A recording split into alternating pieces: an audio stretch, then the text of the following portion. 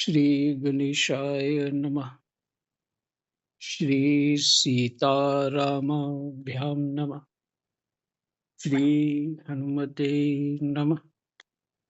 श्री उमापते नमः। श्री गुरुवे नमः। सब संतन की जय जय। जय जय सीताराम। राधे श्याम।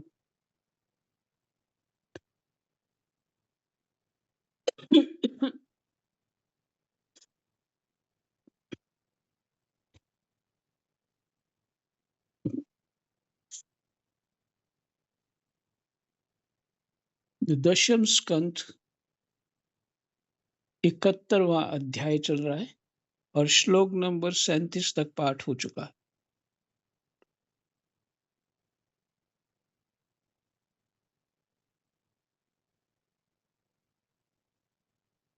भगवान जो है अ,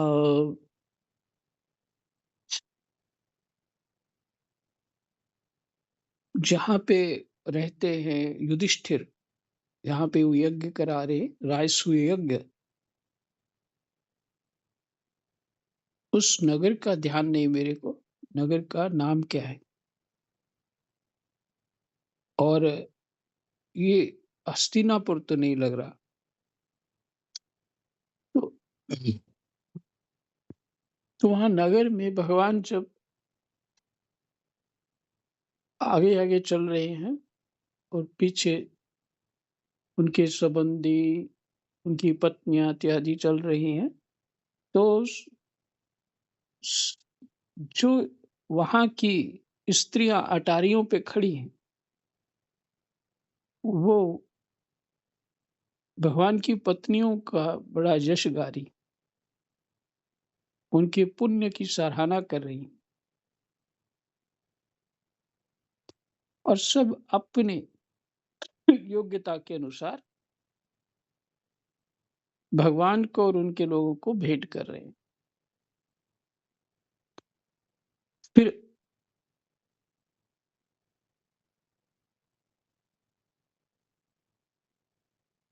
अंतापुर की स्त्रियां भगवान श्री कृष्ण को देखकर प्रेम और आनंद से भर गई।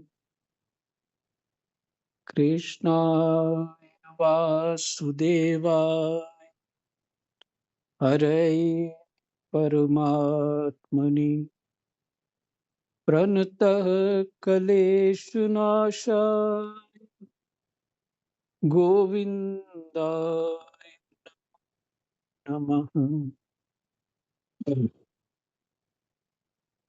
अंतःपुर की स्त्रियां भगवान श्री कृष्ण को देखकर प्रेम और आनंद से भर गई। उन्होंने अपने प्रेम विह्वल और आनंद से खिले नेत्रों के द्वारा भगवान का स्वागत किया, और श्री कृष्ण उनका स्वागत सत्कार स्वीकार करते हुए राजमहल में पधारे। जब कुंती ने अपने त्रिभुवन पति भतीजे श्री कृष्ण को देखा, जब कुंती ने अपने त्रिभुवन पति भतीजे श्री कृष्ण को देखा, तब उनका हृदय प्रेम से भर आया। वे पलंग से उठकर अपनी पुत्र वधू द्रौपदी के साथ आगे गईं और भगवान श्री कृष्ण को हृदय से लगा लिया। देव देवेश्वर भगवान श्री कृष्ण को राजमहल के अंदर लाकर राजा युधिष्ठिर आदर भाव और आनंद के उद्रेक से आत्मविस्मृत हो गए। आनंद से उद्र आनंद के उद्रेक से आत्मविस्मृत हो गए, अपने आप को भूल गए। सीताराम। उन्हें इस बात की भी सुध ही ना रही कि किस प्रकार से भगवान की पूजा करनी चाहिए।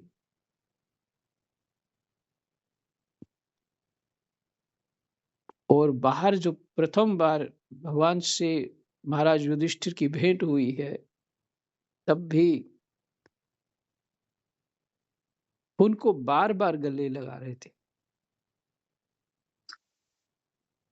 और हृदय भरा हुआ हाँ,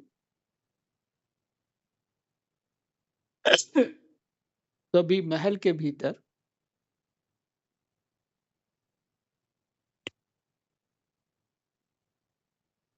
आनंद के उद्रेक से आत्म विस्मृत हो गए। उन्हें इस बात की भी सुधि ना रही कि किस क्रम से भगवान की पूजा करनी चाहिए। भगवान श्री कृष्ण ने अपनी फुआ कुंती और गुरुजनों की पत्नियों का अभिवादन किया। उनकी बहन सुभद्रा और द्रौपदी ने भगवान को नमस्कार किया।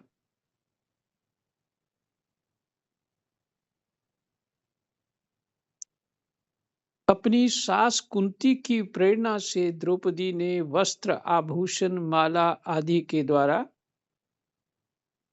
रुक्मणी सत्यभामा भद्रा जामवती कालिंदी मित्रविंदा लक्ष्मणा और परम साध्वी सत्या भगवान श्री कृष्ण की इन पटरानियों का तथा वहां आई हुई श्री कृष्ण की अन्य अन्य रानियों का भी यथायोग्य सत्कार किया। अपनी सास कुंती की प्रेरणा से द्रौपदी ने पांडवों की पत्नी है द्रौपदी जी धर्मराज युधिष्ठिर ने भगवान श्री कृष्ण को उनकी सेना सेवक मंत्री और पत्नियों के साथ ऐसे स्थान में ठहराया यहाँ उन्हें नित्य नई नई सुख की सामग्रियां प्राप्त हों।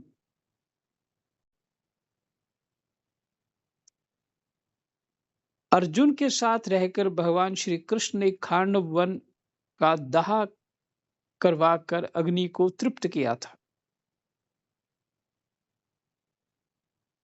और मयासुर को उससे बचाया था।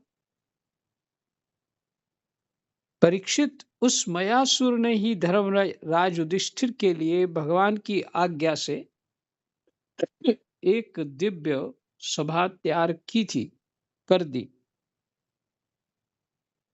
भगवान श्री कृष्ण राजा युधिष्ठिर को आनंदित करने के लिए कई महीनों तक इंद्रप्रस्थ में ही रहे। वे समय समय पर अर्जुन के साथ रथ पर सवार होकर विहार करने के लिए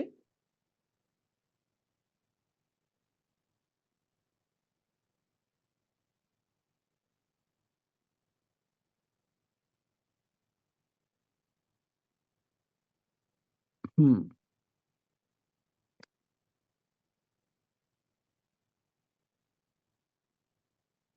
विहार करने के लिए इधर उधर चले जाया करते थे। उस समय बड़े बड़े वीर सैनिक भी उनकी सेवा के लिए साथ साथ जाते।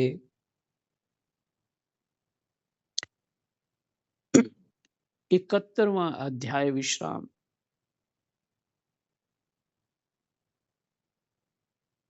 विशेषता इसमें जो भी पाठ किया है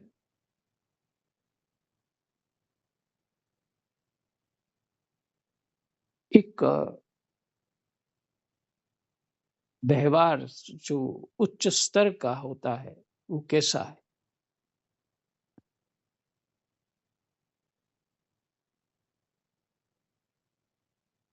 और भगवान किस तरह से व्यवहार कर रहे हैं।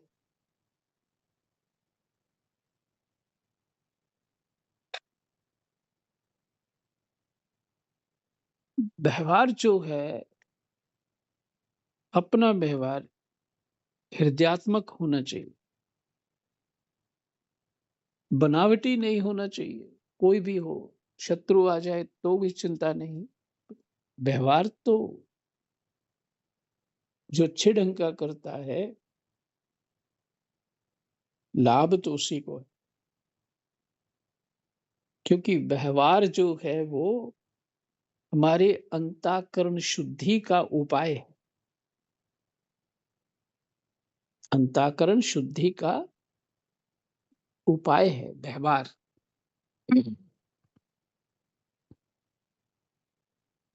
इसके ऊपर चर्चा करेंगे, प्रसंग कोई और आएगा, व्यवहार के ऊपर तो चर्चा करेंगे कि नहीं, बहुत अंतःकरण शुद्धि करता है।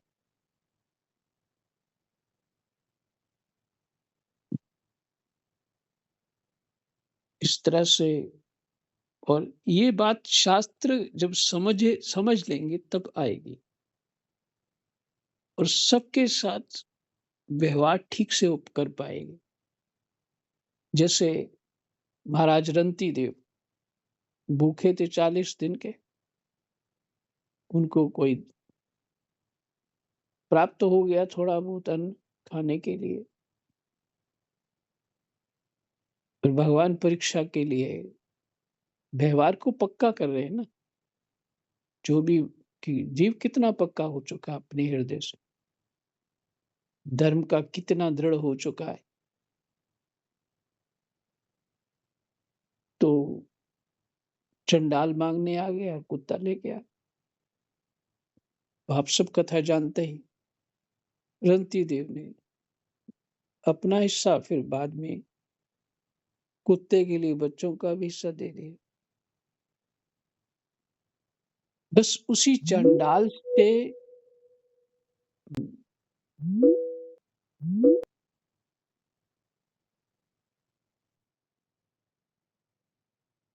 क्या है कि ऐसी स्थिति में भी उन्होंने अपना धर्म नहीं छोड़ा।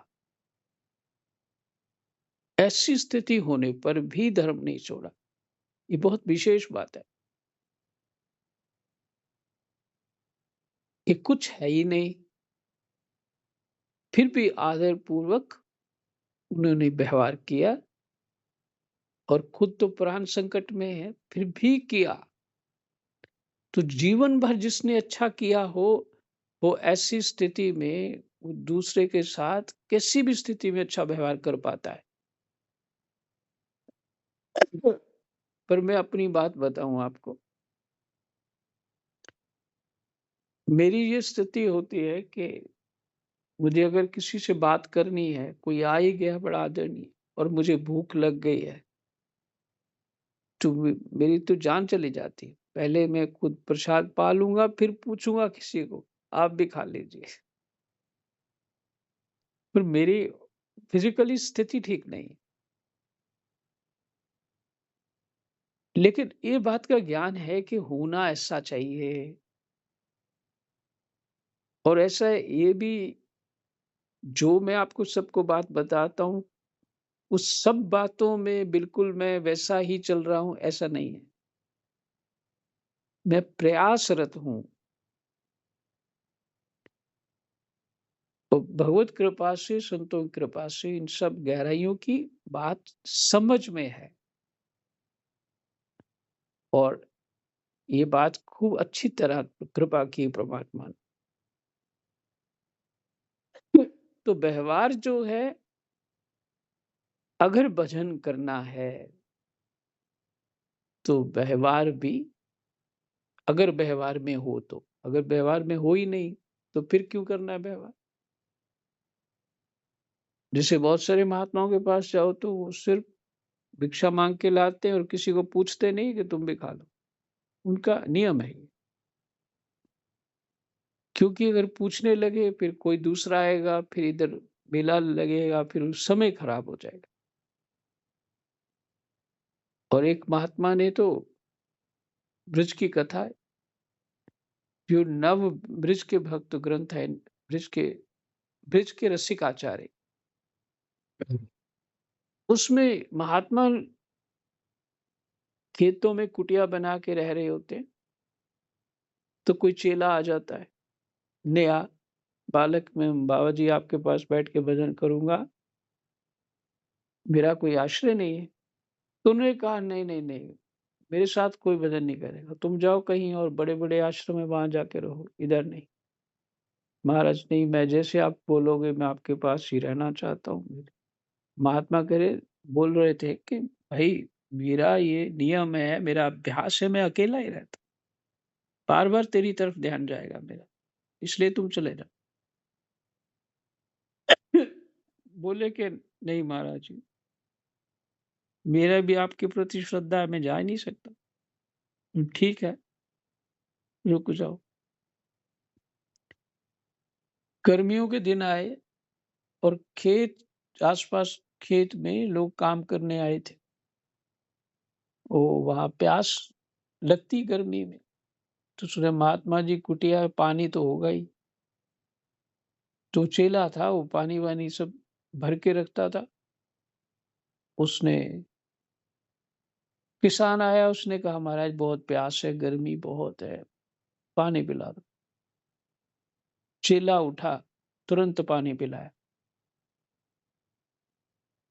और बस वो किसान चला गया।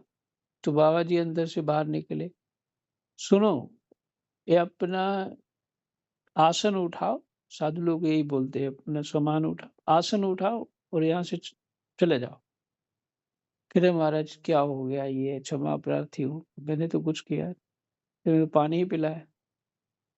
बोले कि तुम अभी तो पानी पिला रहे हो, दूसरे दिन कोई और आएगा पानी पी, तीसरे दिन और पानी पीने आए, तुम तो मेरा भी बिगाड़ दोगे सब कुछ।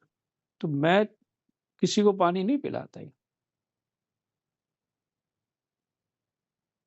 क्योंकि मैं व्यवहार करने के लिए नहीं हुई यहाँ, मैं परमात्मा का भजन करने के लिए हूँ, मेरा सिर्फ ये उद्देश्य ये है और किसी की सेवा लेता भी नहीं हूँ। तो तुम्हें जाना ही होगा और अभी निकलो यहाँ से। डांट डपट के निकाल दिया उसको। 30 साल पहले ये मैंने कथा जो सुनी थी, समझ नहीं आया मुझे कि कौन सी भक्ति कर रहे हैं। वो पानी पीने आया तो अच्छी बात है, हमने तो यही समझा था। 10 साल बाद लगभग बाद ही समझ आई हो कि मामला क्या है। एक होता है लौकिक धर्म, एक होता है पारलौकिक धर्म। लौकिक धर्म अंतःकरण शुद्धि इसलिए होती है कि भजन में मन लग जाए। जिसका मन लग गया और भजन परम धर्म को प्राप्त हो गया, अब वो लौकिक धर्म करेगा तो उचित नहीं है, वो आगे नहीं बढ़ पाएगा। तो लौकिक धर्म अंतःकरण की शुद्धि के लिए, और शुद्धि होके भजन में मन लग गया तो फिर तो भजन ही परमात्मा परमात्मा की प्राप्ति है। उसमें जो उसको भजन से सुख होता है वो अद्भुत होता है, शब्दों में कहा नहीं जा सकता। इसलिए व्यवहार की बात हो रही थी। तो रंती देव तो लौकिक धर्म का पालन करते हुए भगवान की आज्ञा का पालन कर रहे थे, लेकिन भगवान ने परीक्षा कुछ ज्यादा ही ले ली।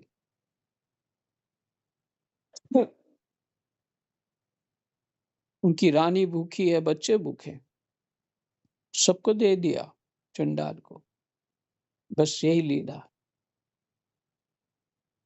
जैसे आपने सुना कि नारद जी जिस महल में जाते वो भगवान ही दिखते, यही दृष्टि होनी चाहिए, सत्य बात तो यही है। गोस्वामी जी ऐसे नहीं बोलते कि सिया राम मैं सब जग जानी, करो प्रणाम जोरी जुग पानी, जगत ही सीताराम है। नारद जी को प्रत्यक्ष भगवान दिखा रहे हैं कि सब कुछ मैं ही हूँ।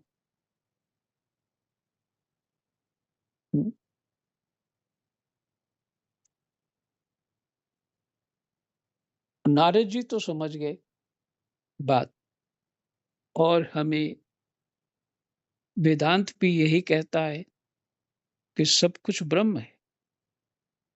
लेकिन उस ब्रह्म को, जब तक हमारी स्थिति ब्रह्ममयी उस भजन करके उस तत्व तक नहीं पहुंचती, तब तक स्पष्ट हमें ब्रह्ममय स्थिति प्राप्त नहीं हो जाती। तब तक सबको ब्रह्म नहीं समझना चाहिए। जितना ज्ञान है उसके अनुसार ही व्यवहार करना चाहिए। ज्यादा भावना में नहीं, जितना ज्ञान है।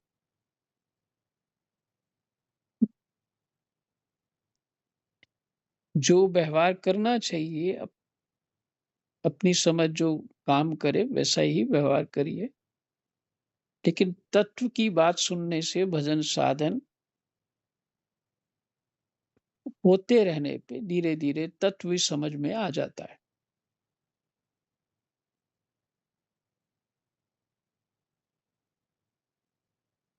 तो रंती देव ने उनको दे दिया भोजन, जो भी था।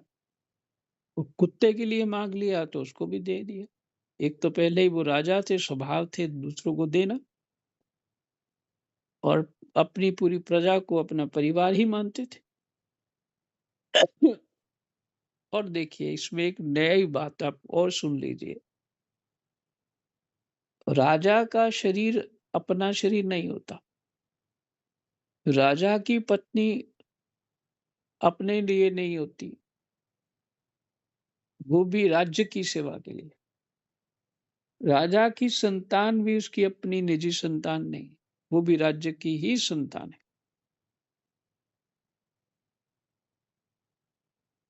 इसलिए प्रजा को प्रसन्न करने के लिए, प्रजा के लिए, प्रजा की रक्षा के लिए, प्रजा के धर्म के लिए सीता जी का त्याग हुआ था। और अंती देव ने वैसा ही किया कि अपनी बच्चों का और रानी का पीस दे दिया। और साधारण बुद्धि में ये बात समझ में नहीं आएगी कि ये तो ठीक नहीं किया। नहीं, राजा का शरीर प्रजा के लिए, अगर पत्नी उसकी है तो वो भी उस प्रजा के लिए। तभी धर्म बनता है। जो राजा का बनता है उनका भी जो सहयोग, क्योंकि राजभोग तो वो भी भोग रहे हैं ना, राज सुख तो वो भी ले रहे हैं, तो फिर उतना कर्म करना भी पड़ेगा।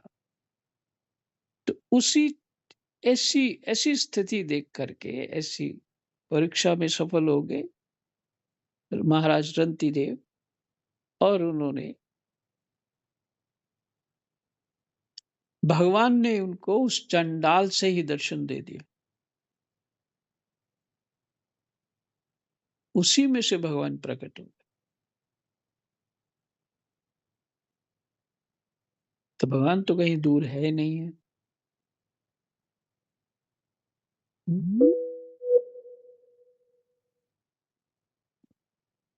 तो भगवान प्रकट हो गए, और बस क्या चाहिए था, और उन्होंने वरदान मांगा। भगवान ने कहा मांगो, तो उन्होंने वही वरदान मांगा कि इन सब जीवों के कष्ट आप मुझे दे दो। तो जीवों को कष्ट नहीं होना चाहिए,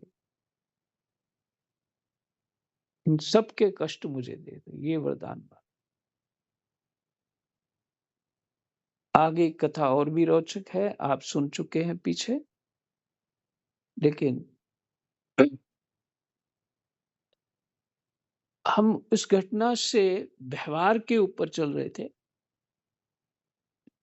व्यवहार हृदय से होना चाहिए, एक तो दूसरा बनावटी नहीं होना चाहिए। जहां व्यवहार आपको रुचिकर नहीं हो रहा, वहां मत करिए व्यवहार। पर बनावट नहीं करिए, बनावट मत सीखिए, बनावट की प्रैक्टिस मत करिए।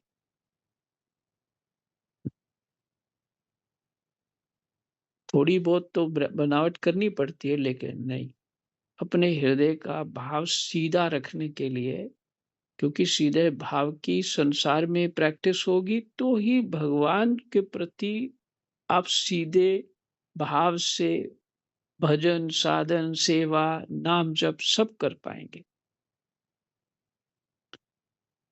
नहीं तो वहां बुद्धि चलती रहेगी इधर उधर, और हृदय से सारा जो भी साधन है वो ठीक से नहीं हो पाएगा।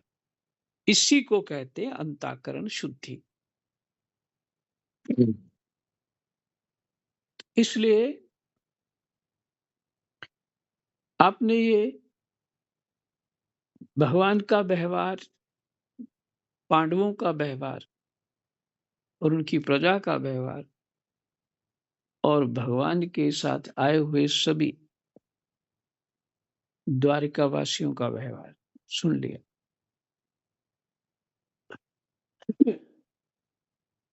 हमारा 71वां अध्याय विश्राम,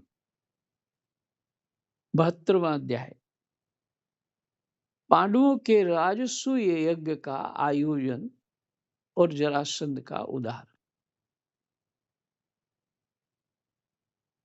ये प्रसंग है पांडवों के राजसूय का यज्ञ का आयोजन और जरासंध का उदाहरण। इसी के लिए तो आए थे वो। श्री सुखदेव जी कहते हैं, परीक्षित, एक दिन महाराज युधिष्ठिर बहुत से मुनियों, ब्राह्मणों, क्षत्रियों, वैश्यों, भीमसेन आदि भाइयों, आचार्यों, कुल के बड़े बूढ़ों, जाति बंधुओं, संबंधियों एवं कुटुंबियों के साथ राजसभा में बैठे हुए थे।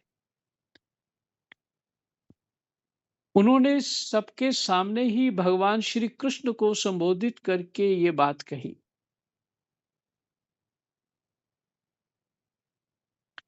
धर्मराज युधिष्ठिर ने कहा, गोविंद, मैं सर्वश्रेष्ठ राजसूय यज्ञ के द्वारा आपका और आपके परम पावन विभूति स्वरूप देवताओं का यजन करना चाहता हूं।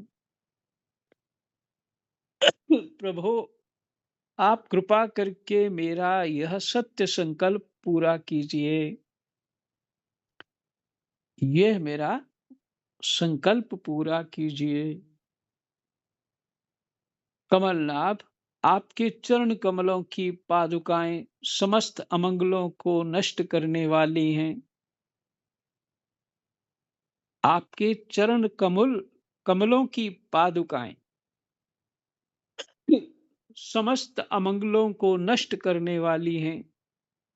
जो लोग निरंतर उनकी सेवा करते हैं, ध्यान और स्तुति करते हैं, वास्तव में वे ही पवित्र आत्मा हैं। वे जन्म मृत्यु के चक्कर से छुटकारा पा जाते हैं। वे जन्म मृत्यु के चक्कर से छुटकारा पा जाते हैं। और यदि वे संसारिक विषयों की अभिलाषा करें तो उन्हें उनकी भी प्राप्ति हो जाती है। जो भगवान का भजन, पूजन, सेवन जो भी करता हो, संसारी विषयों की अगर अभिलाषा होगी तो वो भी पूरी हो जाएगी।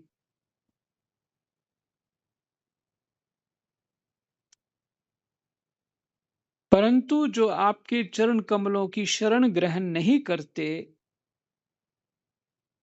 उन्हें मुक्ति तो मिलती ही नहीं, सांसारिक भोग भी नहीं मिलते। जो आपके चरण कमलों की सेवा नहीं करते।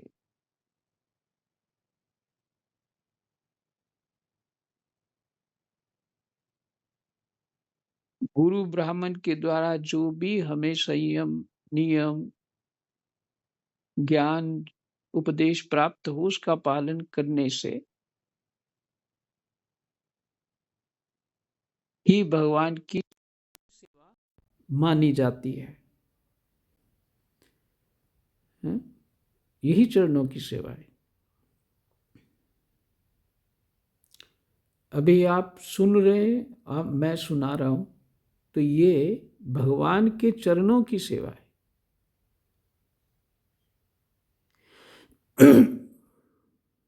भगवान के यश को ही भगवान के चरण कहा है।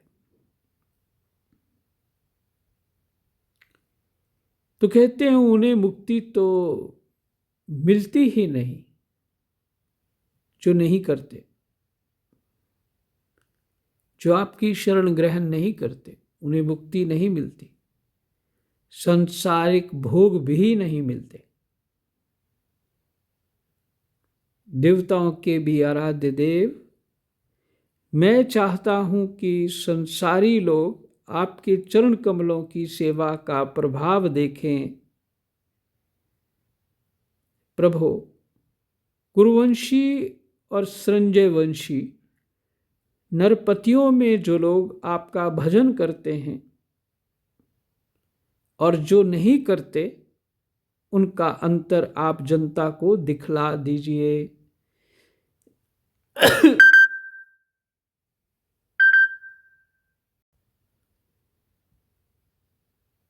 कृष्णाय वासुदेवाय हरये परमात्मने प्रणतः क्लेशनाशाय